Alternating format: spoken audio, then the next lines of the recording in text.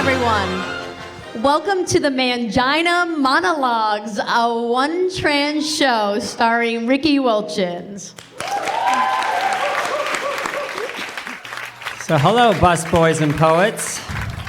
Hello. How many of you guys are here for the first time tonight? How many are here with a friend or lover? How many of you guys have had a sex change? Okay, so it's going to be a tough crowd tonight. You know, I know transgender is supposed to be in now. We're supposed to be the new gay. It's supposed to be hip, but I got to tell you, it's really tough changing sexes. I mean, I don't have to tell you, it's tough. I mean, doctors are tough. You know, they all want to hear the 8 magic words. I mean, you know those words, right? Yeah, those words. I am a woman trapped in a man's body.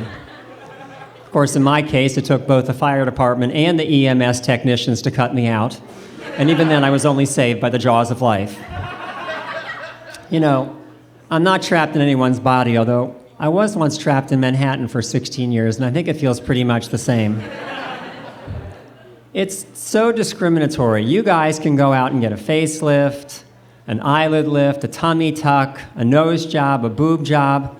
I go out and tell them I want a simple groin job, and suddenly I have something called a gender identity disorder. They want letters from 3 psychiatrists, and I'm supposed to live in the role for 2 years just to make sure. You know, I really think the trannies would get a lot more respect if all of y'all had to go through the same stuff we do just to get surgery. Like, consider America's favorite surgery, the ever-popular rhinoplasty or nose job.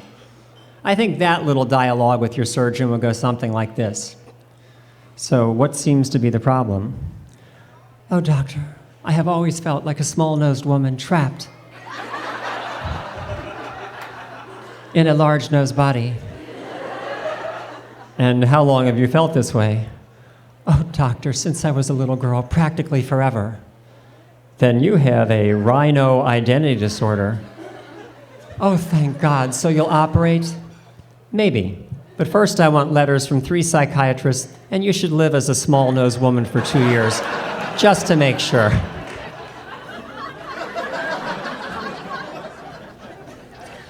Well, after you've bought the clothes, you then got to start living in the role.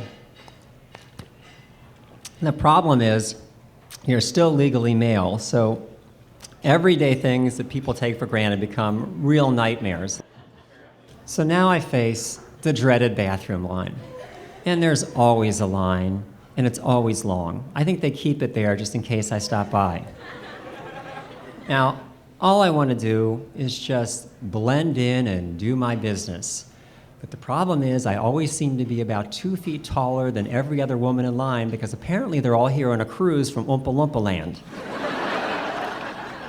So they stand there and pretend not to stare at me while I pretend not to notice them not staring at me, which makes for a really relaxing wait.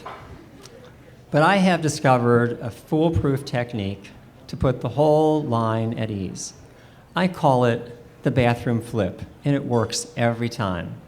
I stare off into the nearest mirror, tilt my head fetchingly to one side like I've just heard a dog whistle, and running my hand backwards, give my hairdo a little flip. Apparently, American males never do this gesture in front of a mirror. At least not those who aren't cross-dressed. Sometimes I work it a little bit too, and I put my hands on my hips with the fingers pointing backwards, but that just gets me mistaken for an interior decorator. This simple act reassures the entire line that I am not the mad movie bathroom strangler stalking the Lowe's Cineplex restroom at 11 a.m. on a Sunday morning, scoping out my next victim. No matter, once I get inside, I still feel, even today, like I gotta keep the girl thing really working. This infuriates my partner, Gina. Like, we'll be sitting in 2 stalls in a crowded restroom, and you know I got the one that has no toilet paper. So I'm like, honey, could you pass me a little toilet paper under the partition? I'm out. And she's like, use your real voice. Knock it off. Just use your real voice. So ladies, I ask you, does this work for you? You're sitting in a crowded restroom doing your business, and from the partition next to you, you hear someone go, hey honey, I'm out of toilet paper. Would you pass me some under the partition? Actually, I got a little John Wayne thing going there by accident. It's like, honey, I'm going up on the hill to fight the Apache. You can come along if you want to, pilgrim.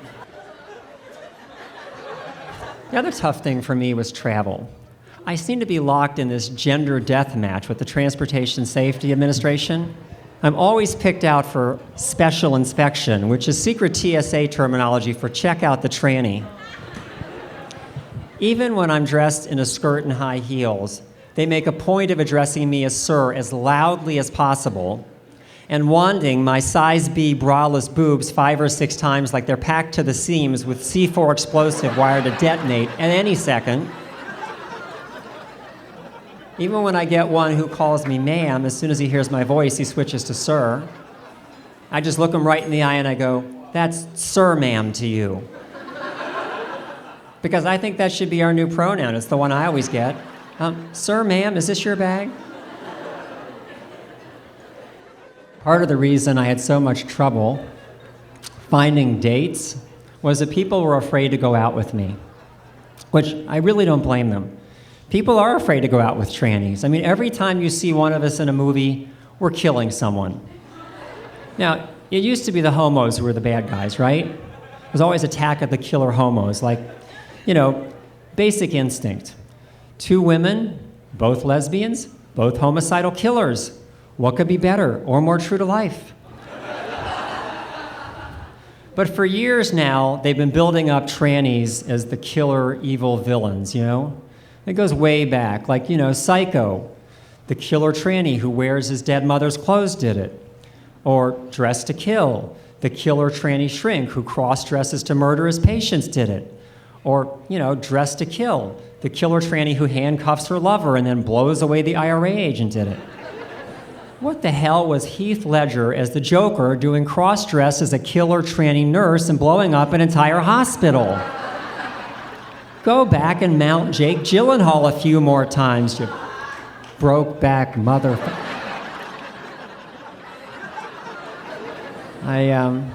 Now that I'm getting older, I'm actually having the pleasures of going through menopause. I get the worst of both possible worlds, getting called sir and having hot flashes. As easy as it is having surgery, it's a freaking nightmare dealing with the insurance companies afterwards.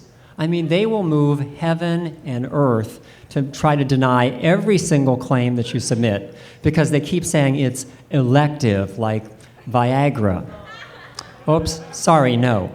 Viagra is routinely reimbursed because old guys getting erections is vital to the very moral fabric of our social foundation.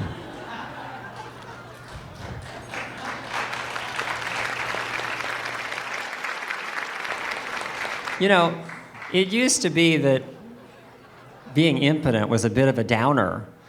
But now the big pharmaceutical companies have hired these celebrities to go on TV and brag that they're having erectile problems, like, hi, I'm Bono. You know me from U2 and my global celebrity charity work, but what you don't know is I have ED.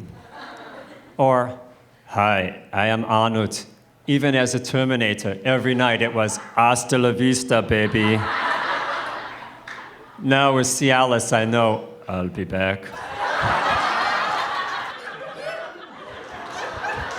Thank you, you've all been wonderful.